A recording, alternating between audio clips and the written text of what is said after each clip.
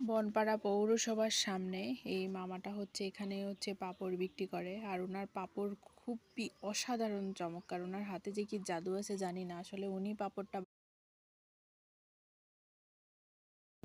ওনাদের পাঁপড় খাইতে। তো মামা প্রায় রেগুলার এখানে পাঁপড় বিক্রি করে। তা আমি যতবার এখানে আসি এই পথ দিয়ে যাইতে আসতে মামাকে দেখলেই মামার কাছ থেকে পাঁপড় কিনি। উনি পার পিস পাঁপড়ের দাম নেয় 20 টাকা করে, আর আলুর পাঁপড় প্রতি প্যাকেটের দাম নেয় 20 টাকা।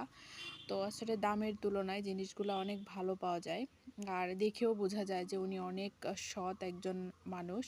তো ওনার কাছ থেকে জিনিস কিনে কখনো ঠকতে হবে না, এরকম একটা আশা রাখা যায়।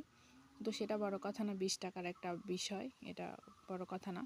তো ওনাকে বললাম আমি ভিতর থেকে একটা পাঁপড় কেটে সুন্দর করে ঝাল টাল মশলা টশলা দিয়ে দিতে। তো উনি আমার কথা মতো ঠিক একটা ভিতর থেকে পাঁপড় বার করে মশলা করে দিচ্ছিল।